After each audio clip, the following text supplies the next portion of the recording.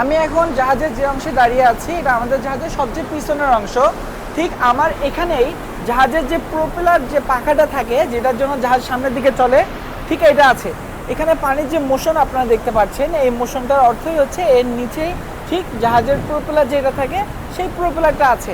তো আজকের এই ভিডিওতে আমি আপনাদের জাহাজের একবারে সবার পিছনের অংশ, যেহেতু এটা, এখান থেকে জাহাজের সবচেয়ে সামনের অংশ পর্যন্ত চলে যাব, যাতে করে আপনারা একটা ধারণা পেতে পারেন যে আমাদের এই জাহাজ আসলে কত বড়। আমরা এখান থেকে যদি উপরে উঠতে চাই, এখানে দেখেন জাহাজের পিছনের অংশ কীরকম হয়, এখানে কোনটা কেন থাকে, এগুলো নিয়ে অলরেডি আমি আপনাদের সাথে আলোচনা করেছি, একটা ভিডিও করা আছে, চাইলে সেটাকে দেখে নিতে পারেন। এখানে সমুদ্রের এই ভিউটা আপনাদের না দেখিয়ে সামনে গেলে আমার খুব আফসোস লাগছে। সুবহানাল্লাহ, সুবহানাল্লাহ। ও ভাই, এই জায়গায় দেখেন, ঠিক এটার পিছনে সূর্যের আলোটা কিভাবে এখান থেকে বের হয়ে আসছে। আলহামদুলিল্লাহ, আলহামদুলিল্লাহ, আলহামদুলিল্লাহ, আলহামদুলিল্লাহ। আমি তো অনেক বেশি ভাগ্যবান, সাথে আপনাদেরকে দেখাতে পেরেছি, আপনারা দেখতে পেরেছেন, আপনারা ভাগ্যবান। সুবহানাল্লাহ। এখানে ভাই অনেক বেশি ঠান্ডা, অনেক বেশি ঠান্ডা, এত বেশি ঠান্ডা যে দাঁড়িয়ে থাকা খুবই চ্যালেঞ্জিং হয়ে যাচ্ছে। আমাকে এখান থেকে উপরে উঠতে হবে।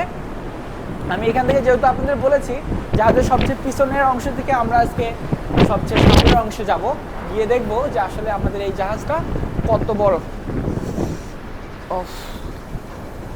তো আমরা এখনো পিছনের অংশে আছি। যদি আপনি আপনাদের দূরত্বের কথা একটু বলি, এই যে দূরত্বটা দেখছেন, আমরা ঠিক এই যে দূরের পথ যত দূর পর্যন্ত দেখছেন সেটা হচ্ছে মাঝের অংশ, সেখান থেকে আরো সেম ভাবে সামনে যেতে হবে। তো আমরা এখানে আজকে প্রচুর ঠান্ডা, সমুদ্রের পানির তাপমাত্রা আমি চেক করেছিলাম 3 ডিগ্রির কাছাকাছি। তো 3 ডিগ্রি মানে হচ্ছে আর 3 ডিগ্রি যদি কমে যায় তাহলে পানি জমে বরফে পরিণত হয়ে যাবে। আর পানি যদি বরফে পরিণত হয়, এখন যদিও সব কিছু অনেক বেশি উন্নত, তবে টাইটানিকের কথা তো আপনারা সকলেই জানেন, আইসবার্গের সাথে ধাক্কা লেগে টাইটানিক ফুটা হয়ে টাইটানিকের ভিতরে পানি ঢুকে জাহাজ ডুবে যায়। এখন যদিও এরকম হওয়ার সম্ভাবনা নেই, তার কারণ প্রযুক্তি অনেক বেশি এগিয়ে গেছে। আমাদের যে কোনো বিপদ আপদে আমরা খুব আগে যেরকম সব কিছু কঠিন ছিল, এখন অত কঠিন না। আমরা চাইলে সব কিছু তো আল্লাহর হাতে অবশ্যই, কিন্তু তবুও আগের থেকে আমরা খুব সহজেই, তুলনামূলকভাবে সহজেই যে কোনো জায়গায় যোগাযোগ করতে পারি, হেল্প নিতে পারি। আর আমাদের এখানে আশেপাশে যদি রেডিওতে আমরা চেক করি, কোনো না কোনো জাহাজ সবসময় থাকেই, কোনো জাহাজের বিপদ হলে তারা উঠে আসে, তো মানে ছুটে চলে আসে আমাদেরকে হেল্প করার জন্য। এখানে এত বেশি পরিমাণে ঠান্ডা, আমার হাত দেখেন, গায়ের লোম দাঁড়িয়ে গেছে। তো আমি যদি একটু সমুদ্রটাকে আপনাদের একটু দেখাই,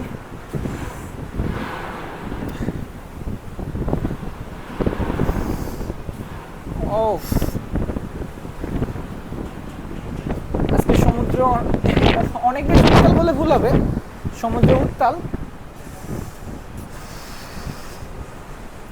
আমাদের সাথে ইলেকট্রিক ইঞ্জিনিয়ার আছে, সে ইন্ডিয়া থেকে। হ্যালো।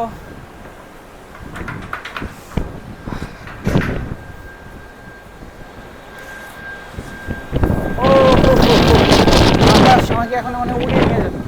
এখানে দেখেন, আমি যে পর্যন্ত চলে এসেছি এটা জাহাজের অর্ধেক অংশ। আমি জুম করে আপনাদের যতটুকু দেখিয়েছিলাম সেটা ছিল জাহাজের অর্ধেক অংশ। আমি এতক্ষণ পর্যন্ত হাঁটছি। তো এই যে ওয়েটা দেখছেন, এই যে হলুদ মার্ক করা, এটা হচ্ছে ওয়াকওয়ে। এই দিক দিয়ে আমরা চাইলে হাঁটতে পারি। হাঁটার জন্য যদিও শখের বসে কেউ হাঁটে না, এই জিনিসটা হচ্ছে মানে যদি হাঁটার দরকার হয় তাহলে আমরা এই ওয়েটা ফলো করব। তো দেখেন এখানে চলে এসেছি, পানির অবস্থা। এখানে একটা মজার জিনিস হচ্ছে, বাতাসের জন্য পানিগুলো উপরে উঠছে। তো পানিগুলো উপরে ওঠে, হঠাৎ করে এই পানিগুলো যখন ভেঙে যাচ্ছে, তখন এই যে প্রিজমের যে রুলসটা ছিল, সেই প্রিজমের মতো একটা জিনিস এখানে তৈরি হয়ে মাঝে মাঝে এই দিক দিয়ে রংধনু দেখা যাচ্ছে। আমি জানি না আপনারা, এই যে দেখেন রংধনুর মতো, আপনারা একটু খেয়াল করলে বুঝতে পারবেন। যারা দেখেছেন অবশ্যই কমেন্টসে জানিয়ে দেবেন। এই যে একটা রংধনুর মতো দেখা যাচ্ছে, এই জিনিসটা দেখেন, এটা হয়তো বা পৃথিবীতে আর কোথাও এভাবে এরকম আর্টিফিশিয়াল না, এটাও ন্যাচারাল। তবে রংধনু না, রংধনুর মতো আরেকটা জিনিস, এটা এরকম করে হয়তো বা বোঝা যায় না। তো ও, আমরা আরও সামনে চলে এসেছি। এখানে পানিকে দেখতে পাচ্ছেন।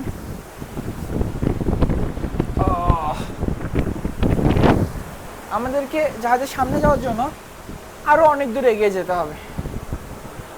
আমরা আরও একটু সামনে যাব। ও হো হো, কন্টেনার এত শব্দ করছে কিন্তু পড়ে যাচ্ছে না, তার কারণ কন্টেনার যখন আমরা লোড করি তখন এটাকে এত দৃঢ়ভাবে বেঁধে রাখা হয়। আমরা জানি সমুদ্রে কোন কোন পরিস্থিতিতে আমরা পড়তে পারি, তো সেই জন্য যে পরিস্থিতিগুলো হওয়ার সম্ভাবনা থাকে সেগুলো হওয়ার আগেই আমরা সেরকমের ব্যবস্থা করে নিই, যেন আমাদের কোনো অস্বাভাবিক পরিস্থিতিতে পড়ে কোনো বিপদে পড়তে না হয়। তার কারণ আমরা যে কন্টেনারগুলো এক জায়গা থেকে আরেক জায়গায় নিয়ে যাচ্ছি, এটাও তো একটা রেসপন্সিবিলিটি। এখানে কন্টেনারের ভিতরে কত হাজার কোটি টাকার, এখানে এতগুলো কন্টেনার নিয়ে আসছে, এখানে হাজার হাজার কোটি টাকার মালামাল থাকতে পারে। তো এই জিনিসগুলোকে আমরা তো আর হেলায় ফেলায় যেতে পারি না, যেটা হচ্ছে আমাদের ঘর চলে যাবে। তো এই রেসপন্সিবিলিটিগুলোর জন্য সব কিছুকেই সেভে রাখা হয়। তো যেখানে এসেছি এখান থেকে আমাদের জাহাজ অলমোস্ট শেষ। জাস্ট এখান থেকে উপরে উঠলেই আমরা আমাদের যেটা সামনের অংশ, সেই সামনের অংশে চলে যাব। তো আপনারা দেখতে পাচ্ছিলেন সেই ভিডিওর শুরু থেকে আমি হাঁটা শুরু করেছি।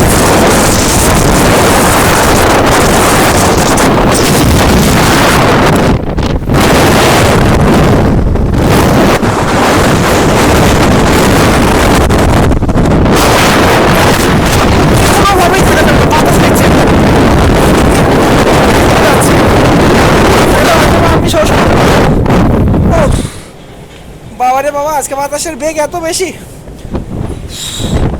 সমস্যা নেই, যাদের সামনে কি থাকে এটা আমি ভিডিও করে একদিন আপনাদের দেখিয়ে দেবো।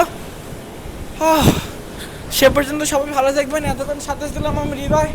ফেসবুক, ইউটিউব, টিকটক সব জায়গায় হৃদয় দা সেলর লিখে সার্চ করে আমার পেজ আর চ্যানেল পেয়ে যাবেন। চাইলে সেখানে আমাকে ফলো অথবা সাবস্ক্রাইব করে জানিয়ে দিতে পারেন আমার ভিডিওগুলো আপনার কেমন লাগে আর পরবর্তীতে আপনি কী নিয়ে ভিডিও চান।